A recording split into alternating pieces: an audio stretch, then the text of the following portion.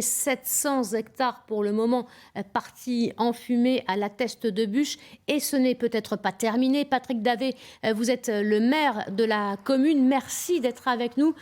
Comment vivez-vous cette situation? C'est une vraie catastrophe. Bah écoutez, nous la vivons très très mal, c'est un désastre, c'est une véritable catastrophe, c'est quelque chose. J'ai vu hier depuis l'hélicoptère cette forêt partir en fumée avec ses flammes, c'est quelque chose qui vous prend aux tripes, qui vous rend mal, qui vous rend malheureux, quoi. Voilà, donc c'est quelque chose que nous vivons très très mal. Il y avait longtemps que ce type de sinistre n'était pas arrivé, eh bien il est là, aujourd'hui il est là.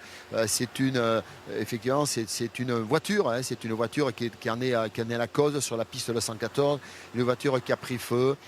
Et je le regrette. J'avais, moi, déjà, j'ai interdit le stationnement sur cette piste et j'ai bien fait. J'ai bien fait, il n'y avait donc pas de véhicule. Mais à terme, j'envisage même de la fermer parce que l'été, c'est particulièrement dangereux. Voilà, nous sommes à 700 hectares, vous l'avez dit, ça continue. Oui, justement, ça continue, ça n'est pas terminé. Vous avez protégé les campeurs la nuit dernière. Vous avez aussi protégé ces fameux puits de pétrole qui existent sur la commune et aux alentours.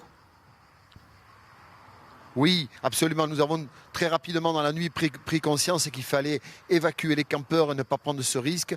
Donc nous en avons évacué 6000 que nous avons amenés au parc des expositions. Je les ai entendus tout à l'heure. On les avons mis dans de bonnes conditions. Bien sûr, ils sont moins confort qu'au camping, mais ils sont en sécurité, ce qui était essentiel. Et nous avons aussi, vous l'avez évoqué, pris en considération les puits de pétrole, je vous laisse imaginer. Hein. Donc ils ont été totalement fermés à 100% ces puits de pétrole. Donc ce qui permet évidemment d'éviter une éventuelle catastrophe par rapport à cela. On en a déjà bien assez, mais là, le feu, je vous le disais, continue. On peut imaginer qu'il va y avoir encore des dizaines et dizaines d'hectares qui vont brûler, parce que la forêt est tellement difficile d'accessibilité. Hein.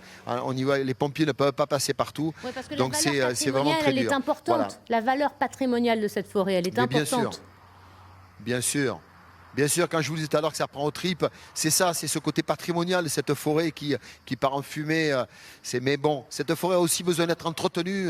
C'est une des raisons pour lesquelles les pompiers ne peuvent pas rentrer. On va régler ça, tout cela après, on va discuter. Voilà. Mais je tenais aussi, avant de vous rendre à l'antenne, à remercier ma population Testerine a été d'une solidarité exemplaire. On a eu des appels de partout pour des aides, on a eu les commerçants qui nous ont aidés. Très vite, je tiens à souligner cette solidarité. Très vite, je vous pose cette question. Est-ce que les campeurs pourront retrouver leur camping ce soir? Très vite. Normalement, non. Parce que nous ne sommes pas sûrs, en les remettant ce soir, de les mettre en toute sécurité. Donc, logiquement, non. Un point sera fait à 16 h, mais normalement, non. Je voudrais terminer aussi souligner la solidarité régionale, départementale et nationale qui nous a permis, notamment, nous allons avoir 4 avions cet après-midi qui va certainement permettre de nous sauver. Merci. Donc, voilà, la situation est assez complexe, mais nous luttons. Merci, Patrick Davé. On va revenir d'ailleurs sur ces renforts qui sont attendus cet après-midi dans la région. Bon courage à vous pour cette journée qui s'annonce encore difficile.